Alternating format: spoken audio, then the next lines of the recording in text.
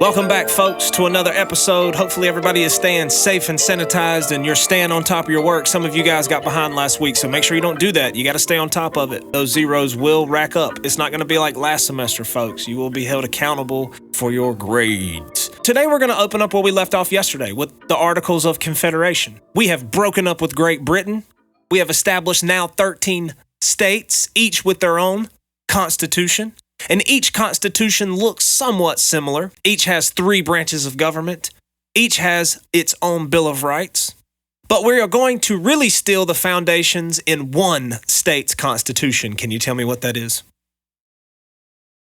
If you said Massachusetts, ding, ding, ding, you are correct, ladies and gentlemen. We are going to take all the stuff found in Massachusetts Constitution, and we are going to implement them in what we are going to call the United States Constitution, but we're not there yet, folks. The first form of government that America tries is something called Articles of Confederation. This is where we try to respect each state's constitution. We said, hey, I'm going to let you do what you do, but we need to have some laws and some kind of a Congress for all 13 states, and we tried that with the Articles of Confederation, but there were many problems. One of the problems is we had no president, so we had no leader for the 13 colonies. Another problem is all the states had their own currency. We had no universal money system. We had no court system, so every state had its own laws. We had absolutely no ability to tax states. The federal government had to ask states, can we tax you?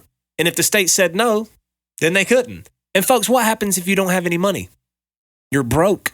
So if war did break out, we couldn't pay for it. And Congress, this new formed national government, had no ability to enforce the laws that they would make for the 13 states. So folks, it was a complete disaster from the beginning. In May 1787, delegates from all states except for Rhode Island gathered at the Philadelphia State House. That's what it was called back then. In the same room which the Declaration of Independence had been signed 11 years earlier. Most of the 55 delegates were lawyers, merchants, or planters. Most were rich, well-educated men in their 30s or 40s. They did not mean to throw away the Articles of Confederation. They meant to revise them, but they're going to end up just tossing it once debating starts. They kept this meeting, by the way, a secret. Even though it was hot, they shut the windows.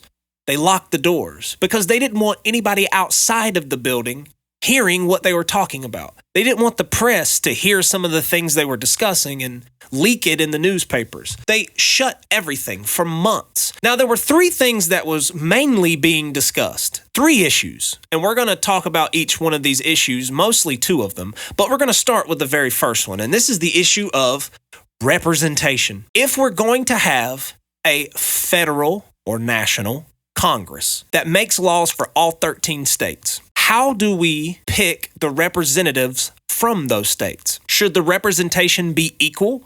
Every state getting the same amount? Should it be based off of population? In the middle of this debate, one guy stands up from Virginia, and he has a plan. His name is James Madison. He's going to be the father of the Constitution. We're going to take a lot of his ideals and put them in. And he stands up, and this is his proposed plan. He says, I think we should have 3 branches of government. We should have a very strong national government that has the ability to implement and enforce laws.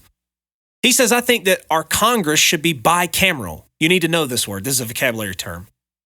Bicameral. It means 2 houses, 2 parts, right? And he says, I think both of these houses should be filled up with representatives based off of how many people live in your state. So if you're from Virginia, Virginia had a lot of people living in it, you're going to have more representatives than, say, Rhode Island. This plan obviously favors large states. Another guy stands up heated, William Patterson, and he says, how dare you? I'm from New Jersey, and we don't have that many people. That doesn't mean that we're not important. And he says, here's my plan. I think we should have a one-house Congress. I don't mind the 3 branches, but we're going to have a one-house Congress. And it's going to be full of representatives that are equally from the states, meaning that it doesn't matter how many people live in your state. This obviously was a small state plan. And folks, the room split. The large states went to one side, the small states went to the other, and they commenced into some of the most vicious debating ever seen ever. It lasted several weeks. And finally, one guy stands up and says, enough. And this guy is this handsome devil named Roger Sherman. And he proposed something called the Great Compromise. And it literally is called the Great Compromise because That's how fierce this debate was. And he says, why don't we just do both? Why don't we have a bicameral Congress? That's 2 houses, right? One house we'll call the Senate, and that will be based off of equal representation, favoring the small states. And one house we'll call the House of Representatives, and that house will be based off of population. Now, another issue, slavery. Already in America, we are debating it. Should we keep it? Should we get rid of it? Half the country has it, the other half not so much. And the ones that have a lot of slaves are trying to figure out, should I count them into my population numbers? Large slave states gathered to one side of the room. Small slave states gathered to the other side, and debating commenced. And the large slave states, they were wanting to count slaves into their population numbers. Why? If you answered to get more representatives in Congress, ding, ding, ding, you would be correct. They are trying to beef up their numbers so that they can have more people in the House of Representatives. Well, the small slave states look at them and say, come on, bro. And debating commenced. And finally, another guy stood up and said, how about we do both? Why don't we agree to disagree? And why don't we, instead of counting every single slave, for every 5, we'll count 3. It's called the 3/5 Compromise, folks. It's an agreement made at the Convention of 1787 that slaves will count as 3/5 a person for the census to determine the population of each state. And for right now, you don't need to worry about the slave trade. So we're just going to skip that. So here's our new government, folks. As you can see, it is much stronger than the Articles of Confederation. Now the national government has the power to tax. Congress and the states now both have power. Congress now controls interstate trade. We have a strong executive. We call this executive a president, and this president is going to serve 4 years a term. Here's a little chart that compares the government under the Articles of Confederation and under the Constitution, and it just kind of goes through everything we just said. So under the Articles of Confederation, you can see how weak it is. Most power is held by the states, right? States coin their own money, and only states can tax. There's no president. There's no courts. There's only a one-house Congress that has no ability to do anything. But if you look here, I mean, we are a strong nation now. We're no longer a loose alliance. Now we have a 2-house Congress that's been agreed upon. We have a strong executive and judicials with a national law system. We have Congress has the ability to tax, which means we're going to have a lot of money, which means if we do go to war again with Britain, we're going to be ready. But not everybody's happy. We have, once again, 2 sides of the room. On one side, we have people called Federalists. These are the people that help make the Constitution, and they are going to want the people to vote to pass it. So these are people like James Adams and Alexander Hamilton. These are people that are going to go out and advocate for the passing of the Constitution. But on the other side of the room, you have people who don't want the Constitution to be passed.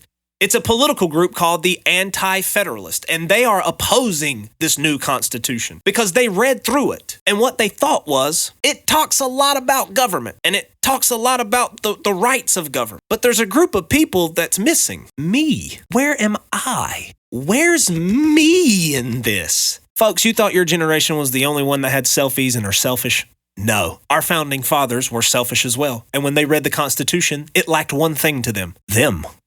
So they went around saying, absolutely not. We are not passing this Constitution until you provide us something for us. The Federalists grouped together and they passed a book. They put together a group of essays advocating and trying to convince Americans to pass the Constitution. It was written by Alexander Hamilton and people like James Madison, right? But still the Anti-Federalists said no. And so eventually we had to add something. And that something is called the Bill of Rights. It talks all about you. If you want to know where you are in the Constitution, you look through the Bill of Rights. So folks, here's the structure of the Constitution. As you see here, it starts with something called the preamble. That just means the introduction. And the introduction is there just to tell you what is the purpose of the document. And then it's kind of broken down into different paragraphs. And they didn't call them paragraphs, they called them articles. And as you see here, there are 7. Now for this class, we're only going to look at these 3. We're going to glance at some of these, but for the most part, we're going to study these and we're going to kind of hit or miss on some of these. Now, this is one we're going to hit on, number 5, the amendment process, and we're going to talk a little bit about these 2. And we even put a little section in here that says if we need to fix the Constitution, we can. It's called an amendment. And folks, there are only 27 of these in over 300 years of us existing, the Constitution has only been fixed 27 times. Technically, only 17 times, because the Bill of Rights were there from the beginning. So what does that tell you about the process of amending the Constitution? That it's only happened 17 times in 300 years. It's tough. Article number 1 goes into the legislative branch, and we're going to dive into this more. I'm just going to kind of point things out again. Bicameral, we have a Senate, House of Representatives. Make sure that you know this. Make sure you know the Senate is equal representation, and the House of Representatives is based off of population. House of Representatives serve 2-year terms. Senators serve 6-year terms. You don't need to know that for this unit. And here's what they do. They make your laws, set your taxes. They declare war. They can override presidential vetoes. They borrow money. They regulate interstate and national trade, and they print your moolah. Article number 2 goes for Trump and the executive branch. It's all about the president and the vice president. They are elected to 4-year terms. You have to be at least 35 years old. You have to have lived in America for 14 years, and you have to be a natural-born citizen. You cannot be an immigrant. They are elected by something called the Electoral College, which we will dive into later on. And here are some of their powers, folks. Article number 3 is all about the judicial branch, the Supreme Court. Supreme Court judges serve for life. Here are some of the things they do. They decide cases. They are the only people that can decide if something is constitutional or not. That's called judicial review. You need to know that. Ladies and gentlemen, tomorrow we will dive down into the United States Constitution. You will actually read some of the actual verbiage yourself. You will see what the Founding Fathers thought the best way to do a country is. You will read their thoughts on government, and much like yourself, how they think the most successful country should be ran. Hopefully everybody will stay safe and sanitized. Make sure you're keeping up with your assignments, and if you need me, make sure you holla. Peace.